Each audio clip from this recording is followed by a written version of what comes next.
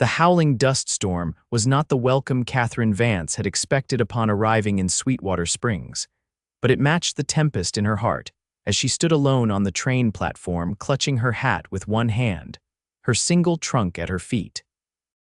The year was 1885, and the promise of a teaching position had drawn her west from Boston after the death of her parents left her with nothing but debts and painful memories. The station was nearly deserted as the last passengers hurried away with their belongings, eager to escape the swirling grit that stung exposed skin and found its way into eyes and mouths. Katherine blinked back tears that had nothing to do with the dust and everything to do with the crushing weight of uncertainty. 22 years old and completely alone in a frontier town where she knew no one. "Madam, you planning on standing there till you turn to dust yourself?" A deep voice called over the wind's mournful howl.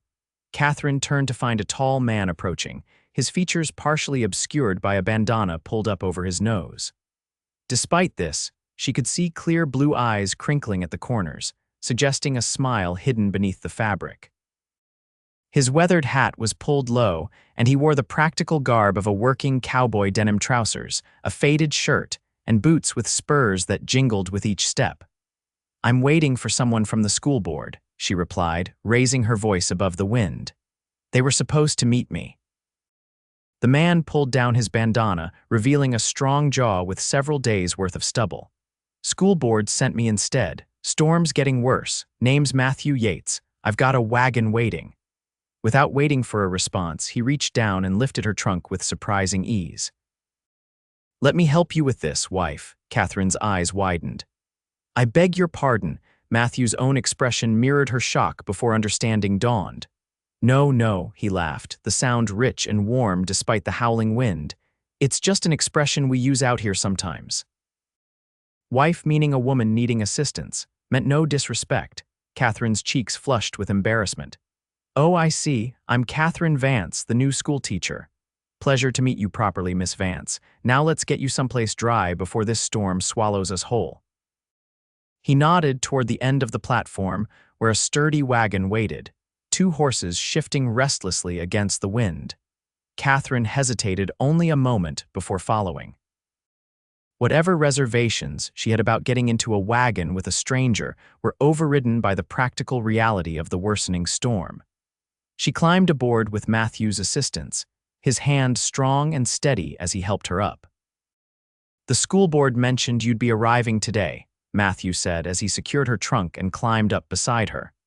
"Mrs. Holbrook was supposed to meet you, but her youngest came down with fever this morning." He clicked his tongue and the horses moved forward, heads lowered against the wind.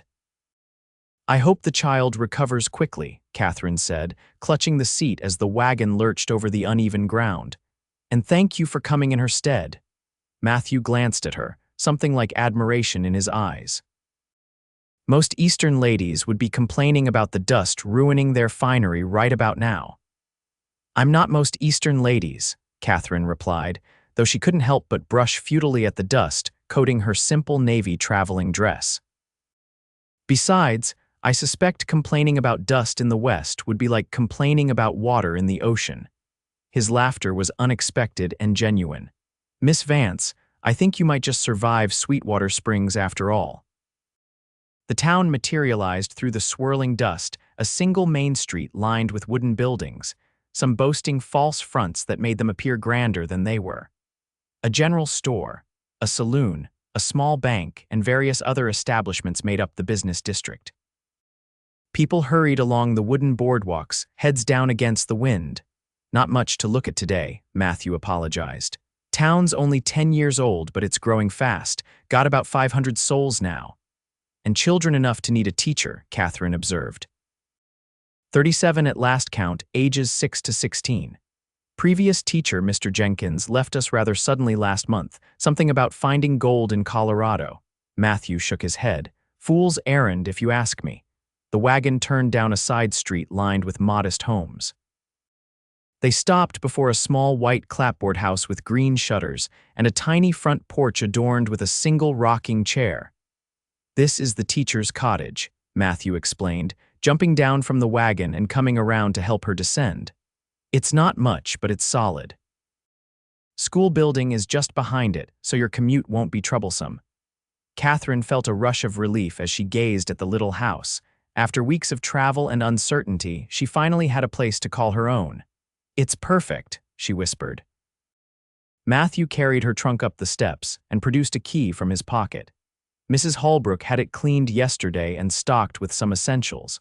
Town council covers your housing as part of your compensation. The interior was simple but clean: a small sitting room with a stone fireplace, a kitchen area with a cast iron stove, a bedroom just large enough for a bed and dresser, and a tiny washroom. It was sparsely furnished but contained everything she would need. "Thank you, Mr. Yates," Katherine said, suddenly feeling the exhaustion of her journey. "Matthew," he corrected, setting her trunk down. "Folks here use first names mostly. I'll get a fire going for you before I leave." She watched as he efficiently laid and lit a fire in the small fireplace, his movements practiced and confident. In the flickering light, she noticed details she'd missed before: a small scar above his right eyebrow, the way his dark hair curled slightly at the nape of his neck, the gentleness in hands that were clearly accustomed to hard work. "There," he said, standing up and dusting his hands. "That should warm the place up. Storm will likely blow itself out by morning." He hesitated, then added, "School doesn't start until Monday. That gives you 3 days to settle in. If you need anything, my ranch is about 2 miles west of town." "You're a rancher?" Katherine asked, realizing she knew nothing about this man who had so kindly assisted her. In a manner of speaking, small spread, nothing fancy, few hundred head of cattle, some horses. "It's modest, but it's mine." There was unmistakable pride in his voice. "I also serve on the school board, which is why I got volunteered to fetch you." His eyes crinkled with that smile again. "Well, I'm grateful for your assistance," Katherine said sincerely. "Think nothing of it." He tipped his hat to her. "Welcome to Sweetwater Springs, Miss Vance. I suspect you're going to shake things up around here." With that curious statement, he departed, leaving Katherine alone in her new home with the wind howling outside and questions swirling in her mind. What had he meant by that last comment? And why had her heart skipped a beat when he'd mistakenly called her wife? The following days passed in a flurry of activity as Katherine prepared for her first day of teaching. The storm had indeed blown itself out by morning, revealing a landscape of subtle beauty: rolling prairie stretching toward distant mountains, the grass golden in the autumn sun. The townspeople proved friendly if somewhat reserved, watching her with curious eyes as she made her purchases at the general store and became acquainted with the school building. Mrs. Holbrook, a plump, energetic woman in her 50s, had recovered from her maternal duties enough to provide Katherine with the school records and curriculum materials left by the previous teacher. "It's so good to have another young woman in town," Mrs. Holbrook said as they sorted through textbooks in the one-room schoolhouse. The children were quite heartbroken when Mr. Jenkins departed so abruptly. "I hope I can fill his shoes adequately," Katherine replied, surveying the rows of wooden desks with determination. "Oh, you'll do much better, I suspect. Jenkins was more interested in cards than curriculum, if you understand my meaning." Mrs. Holbrook lowered her voice conspiratorially. "Now tell me, what did you think of our Matthew?" The question caught Katherine off guard. "Mr. Yates. He was very kind to collect me from the station." "Kind, yes, and handsome too, wouldn't you say?" Mrs. Holbrook's eyes twinkled. 30 years old, owns his own ranch and not married. Quite the catch in these parts, Mrs. Holbrook. "I've come to Sweetwater Springs to teach, not to find a husband," Katherine said firmly, though she could feel heat rising in her cheeks. "Of course, dear," the older woman replied, not looking convinced in the slightest, "but teaching doesn't preclude other opportunities." Katherine changed the subject, but her mind kept returning to the cowboy with the kind eyes and strong hands. She told herself it was merely because he had been her first acquaintance in town, nothing more. Monday morning arrived with clear skies and Katherine's stomach in knots. She'd risen before dawn to prepare, donning her most professional dress, a high-necked blue cotton with minimal embellishment, and securing her chestnut hair in a neat bun. By 7:30, she stood at the schoolhouse door, ringing the bell to summon her students. They came in a trickle, and then a flood, children of all ages, some scrubbed clean and wearing their Sunday best, others clearly dressed in their everyday clothes. They regarded her with expressions ranging from open curiosity to thinly veiled suspicion. "Good morning, children," Katherine said once they had all found seats. "I am Miss Vance, and I will be your teacher." A small girl in the front row raised her hand immediately. "Are you going to leave like Mr. Jenkins did?" The directness of the question caught Katherine by surprise, but she recovered quickly. "No, Emma," she said, consulting her class list. "I have no plans to leave. I came here to be your teacher, and that's exactly what I intend to do." This seemed to satisfy most of the children, and Katherine launched into her first lesson with determination. The day progressed with its share of challenges, discovering the wide range of abilities among her students, establishing classroom rules, and dealing with the inevitable testing of boundaries. But by the time she dismissed them at 3 o'clock, she felt a cautious sense of accomplishment. She was erasing the chalkboard when a knock at the door interrupted her thoughts. Turning, she was surprised to find Matthew Yates standing in the doorway, hat in hand. "Mr. Yates," she said, suddenly conscious of the chalk dust on her hands and the strands of hair that had escaped her bun throughout the day. "Miss Vance," he replied, a smile playing at the corners of his mouth. "Thought I'd check in and see how your first day went." It was educational, she said with a small laugh. "For me, perhaps more than for the students. They can be a handful," Matthew acknowledged, stepping into the classroom, "but they're good kids at heart." "Yes, I believe they are." Katherine set down the eraser. "Did you need something, Mr. Yates?" "Matthew," he reminded her, "and no, just being neighborly." He hesitated, then added, "Actually, that's not entirely true. The town's having a harvest social this Saturday evening. Food, music, dancing. As a new resident, your presence would be welcome." "I'm not much for dancing," Katherine admitted, though the invitation intrigued her. "Neither am I, truth be told," Matthew said. "2 left feet, according to my sister, but the food's worth coming for if nothing else.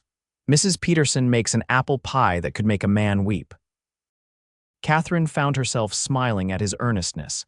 "In that case, how could I refuse?" "Excellent." Matthew looked genuinely pleased. "I could escort you there if you'd like, around 6. That would be very kind, thank you." After he left, Katherine sat at her desk, wondering what had possessed her to accept his invitation. She had come to Sweetwater Springs to build a new life, yes, but she'd intended to focus solely on her teaching. Romance was a complication she hadn't planned for, especially not with a cowboy who casually lifted trunks and called women wife, as if it were the most natural thing in the world. The week passed in a blur of lessons and adjustments. Katherine found herself settling into the rhythm of the small town, greeting shopkeepers by name and learning the complex web of relationships that connected her students. By Friday, she had established a workable routine in her classroom and was beginning to feel less like an outsider. Saturday evening arrived with clear skies and a gentle breeze. Katherine spent more time than she cared to admit selecting a dress, eventually choosing a forest green gown with modest lace trim that brought out the gold flecks in her hazel eyes. She allowed herself the indulgence of wearing her hair in a softer style, with curls framing her face. Matthew arrived precisely at 6, freshly shaved and wearing clean clothes that, while still practical, were clearly his best. His eyes widened slightly when she opened the door. "Miss Vance," he said, "you look lovely." "Thank you," she replied, pleased despite herself. "And please call me Katherine." His smile broadened. "Katherine, then." The harvest social was held in the town's meeting hall, a large wooden building that had been transformed with autumn decorations, dried corn stalks in the corners, garlands of colored leaves, and tables laden with food. A small group of musicians played lively tunes, and several couples were already dancing. Matthew introduced Katherine to dozens of townsfolk, many of whom were parents of her students. They welcomed her warmly, if with the natural caution of frontier people toward newcomers. Several mothers made a point of telling her how their children were enjoying her teaching methods. "You've made quite an impression," Matthew observed as they filled their plates with food. Tommy Peterson hasn't stopped talking about the geography lesson you gave using that big map. The children are eager to learn, Katherine replied. That makes teaching them a joy. They found seats at a table with several other couples, including the town doctor and his wife. Conversation flowed easily, covering everything from cattle prices to weather predictions for the winter. Katherine found herself relaxing, drawn into the simple camaraderie of these people who faced the challenges of frontier life together. After they had eaten, including a slice of Mrs. Peterson's apple pie that did indeed live up to its reputation, Matthew surprised her by asking, "Would you care to dance? I can't promise not to step on your toes, but I'll try my best." Katherine hesitated only briefly before nodding. "I'd like that." The musicians were playing a waltz, not too fast, and Matthew proved a better dancer than he'd claimed. His hand was warm at her waist, his other holding hers with gentle firmness as they moved around the floor. "You said you weren't much for dancing," Katherine observed. "I'm finding it depends entirely on one's partner," Matthew replied, his blue eyes holding hers with an intensity that made her breath catch. They danced 3 more times before Katherine pleaded fatigue, though in truth, it was the unfamiliar emotions stirring within her that prompted her retreat. They stepped outside for air, the night sky ablaze with stars in a way Katherine had never seen in Boston. "It's magnificent," she breathed, gazing upward. "One of the benefits of living out here," Matthew agreed, standing close beside her. "No city lights to dim the stars." A comfortable silence fell between them as they contemplated the vast expanse above. Finally, Matthew spoke again, his voice soft. "I should probably get you home. School tomorrow and all." "It's Saturday," Katherine reminded him with a smile. "So it is. Still, it's getting late." The walk back to her cottage was leisurely, their conversation ranging from childhood memories to favorite books. At her door, Matthew removed his hat and held it between his hands. "Thank you for accompanying me tonight, Katherine. I hope you enjoyed yourself." "I did very much." She hesitated, then added, "Thank you for making me feel welcome here." Something flickered in his eyes, a warmth that had nothing to do with politeness. "Good night, then," he said, and for a moment she thought he might kiss her. Instead, he simply squeezed her hand and departed with a tip of his hat. Katherine watched him walk away, confused by the mixture of relief and disappointment she felt. Shutting her door, she reminded herself firmly that she had come west to be a teacher, not to lose her heart to a blue-eyed cowboy, no matter how kind or handsome. The weeks that followed settled into a pattern. Katherine threw herself into her teaching, introducing new methods that engaged even her most reluctant students. She became a familiar figure in town, attending church on Sundays and gradually being included in social gatherings and home invitations. Matthew Yates remained a constant, if somewhat peripheral presence in her life. He would appear at the schoolhouse occasionally, ostensibly on school board business but lingering to talk about books or town happenings. Sometimes he brought small gifts, a particularly interesting rock for her science lesson, fresh apples from his orchard, once even a kitten that had been orphaned at his ranch. "Children should have a pet at school," he'd explained, handing over the tiny orange ball of fur. "Teaches responsibility." The children had named the kitten Professor and built him a bed from a wooden crate, taking turns feeding him and cleaning his makeshift litter box. Katherine had to admit that Matthew's instincts about the educational value of pet ownership were correct. Her students were learning important lessons about care and commitment. October gave way to November, and the weather turned colder. Katherine found western winters harsher than those in Boston, the wind more biting as it swept across the open plains. Her little cottage, while charming, proved drafty in places, and she learned to keep the fire stoked constantly. It was during the first major snowstorm of the season that things between Katherine and Matthew changed. School had been dismissed early as the snow began to fall heavily, and Katherine had hurried home through the thickening white curtain. By evening, the storm had intensified to a howling blizzard, the wind driving snow against her windows with alarming force.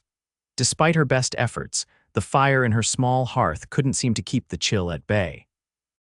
Katherine wrapped herself in every blanket she owned, huddling close to the flames, and trying to ignore the cold drafts that found their way through the cottage's aging walls. A pounding at her door startled her from a half-doze.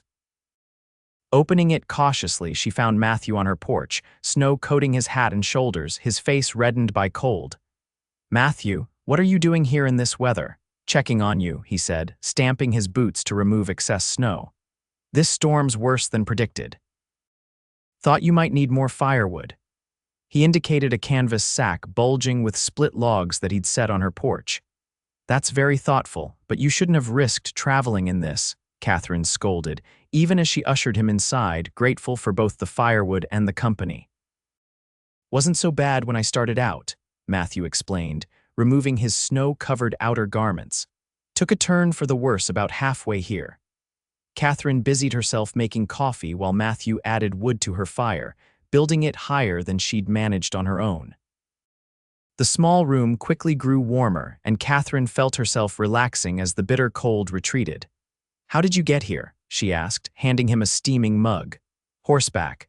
Poor animals sheltered in your shed now, if you don't mind." "Of course not." "But surely you don't intend to ride back in this weather?" Matthew looked toward the window, where snow was still falling heavily, driven sideways by the relentless wind.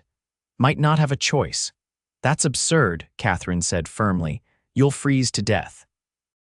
"You must stay until the storm passes," he raised an eyebrow. "That wouldn't be proper, Miss Vance. What would the townfolk say?" "They would say you acted sensibly rather than foolishly," she retorted. "Besides, no one will know. The storm has everyone confined to their homes." Matthew conceded the point with a nod. "If you're certain." "I am. You can sleep here by the fire. I have extra blankets." They passed the evening in conversation, finding common ground in their love of literature and discovering shared opinions on everything from politics to education. As the hours wore on, Katherine found herself increasingly drawn to this man who combined physical strength with genuine gentleness, practical knowledge with thoughtful intelligence. "May I ask you something personal?" she ventured as the fire burned low. "You may ask."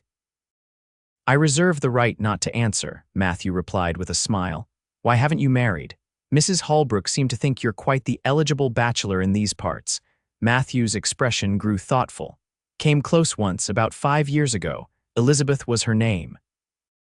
Daughter of a rancher over in Copper Creek. We were engaged to be married, but she—" He hesitated, pain briefly crossing his features.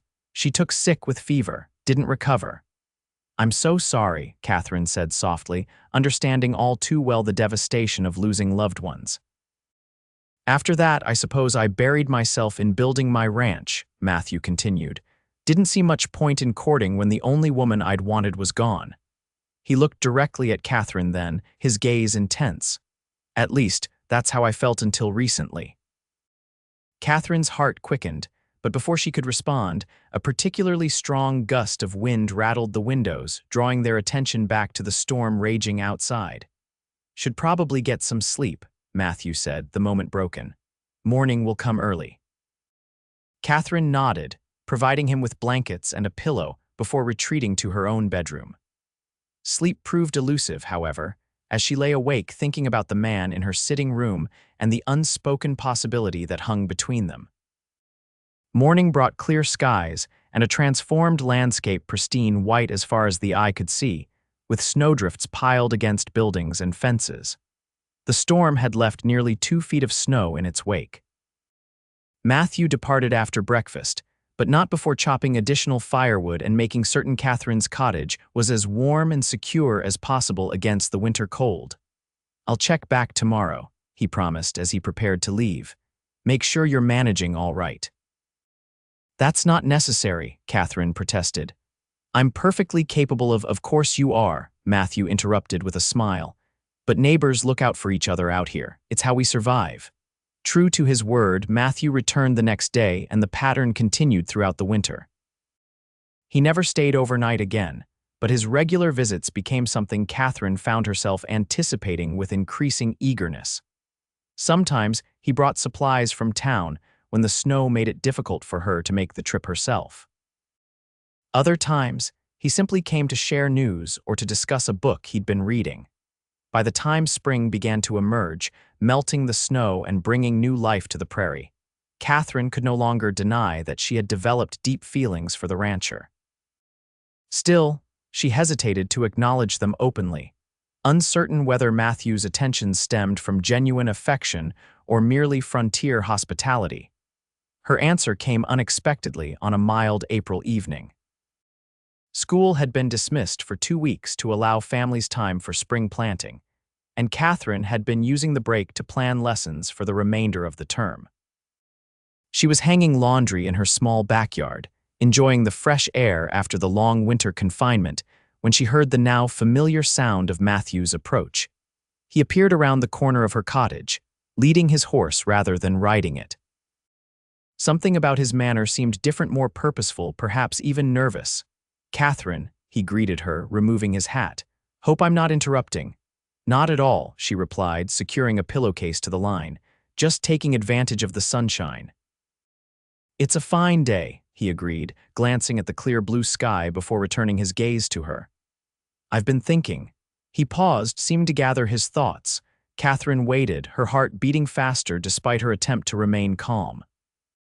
"My ranch needs attention after the winter," he continued. "Fences to mend, cattle to move to summer pasture. The house itself could use some work. It's comfortable enough for a bachelor, but hardly what a woman might consider proper." "Matthew," Katherine said, uncertain where this was leading, "what are you saying?" He stepped closer, his blue eyes serious. "I'm saying that I love you, Katherine Vance. Have done since about the second week you were here, if I'm being honest. And I'm asking if you might consider becoming my wife. Not just in the way I mistakenly called you that first day, but truly, legally, permanently." Katherine's hands stilled on the laundry, her breath caught in her throat. "You love me." "More than I thought possible after Elizabeth died," he admitted. "You brought something back to life in me that I thought was gone forever. Your strength, your kindness, your determination, everything about you. I've tried to be patient, to give you time to settle here before speaking, but I can't wait any longer."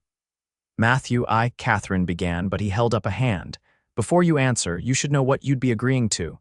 Life on a ranch isn't easy, especially for a woman used to city comforts.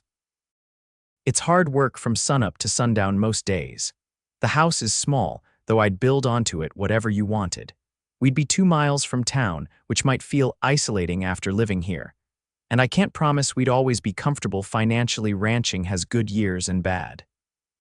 Katherine stepped toward him, a smile blossoming on her face. "Are you trying to talk me out of accepting? Just want you to know exactly what you'd be getting into," Matthew said, a hint of vulnerability in his expression. "I don't want you to have regrets." "My only regret would be not telling you that I love you too," Katherine said softly. "I've been afraid to admit it, even to myself. I came west to teach, not to fall in love. But somehow you worked your way into my heart with your kindness and your strength and your ridiculous habit of checking on me during blizzards." Matthew's face transformed with joy. "Is that a yes, then?" "It's a yes," Katherine confirmed. "Though I intend to continue teaching, at least until we have children of our own." "Wouldn't have it any other way," Matthew assured her, closing the distance between them and taking her hands in his. "The town needs its teacher, and our children will need an educated mother." Their first kiss was sweet and tender, a promise of the life they would build together. When they finally parted, Matthew's eyes were bright with emotion.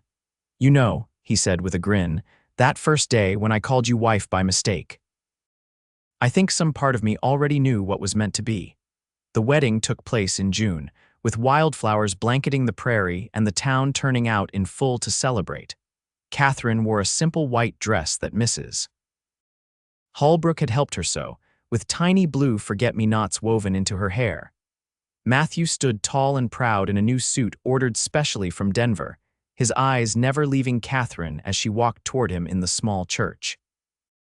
Their vows were straightforward but heartfelt, promising love and fidelity through whatever challenges life might bring. When the minister pronounced them husband and wife, Matthew's kiss was no longer tentative but confident, the kiss of a man who had found his home in another person's heart. The celebration afterward was joyous, with food and music lasting well into the evening. Katherine's students presented her with a handmade quilt, each child having contributed a square, while the town gifted the couple with practical items for their home. As sunset painted the western sky in brilliant oranges and pinks, Matthew led Katherine to his wagon, now their wagon, which had been decorated with ribbons and flowers by the townsfolk. "Ready to see your new home, Mrs. Yates?" he asked, his voice tender as he helped her up to the seat. "More than ready," she replied, her heart full. The 2-mile journey to the ranch passed quickly as Katherine nestled against her husband's side. When they crested the final hill, the ranch spread out before them, a modest but well-built house, several outbuildings, corrals containing horses, and beyond, the rolling pastures where cattle grazed. "It's beautiful," Katherine breathed, taking in what would now be her home. "It's ours," Matthew corrected, squeezing her hand, "and we'll make it more beautiful together." He helped her down from the wagon when they reached the house, but instead of leading her inside, he surprised her by lifting her into his arms. "Matthew," she exclaimed with a laugh. "What are you doing, carrying my bride across the threshold?" he explained with a grin. "It's tradition." "You're as strong as the day you lifted my trunk at the station," she observed, her arms around his neck. "And you're as beautiful as the day you stood on that platform with nothing but that trunk and determination in your eyes," he replied, his voice husky with emotion. "I didn't know it then, but my life changed forever in that moment." As he carried her across the threshold into their home, Katherine knew with absolute certainty that she had found where she belonged. Not just in this house or this town, but with this man who had called her wife when she was still a stranger, as if his heart had recognized her before his mind understood what was happening. "Welcome home, wife," Matthew whispered, setting her gently on her feet but keeping his arms around her. "Home," Katherine echoed, rising on tiptoe to kiss him. "Yes, that's exactly what this is." Outside, the sun slipped below the horizon. Stars began to emerge in the vast western sky, and a new chapter in both their lives began, one they would write together, day by day, season by season, for all the years to come.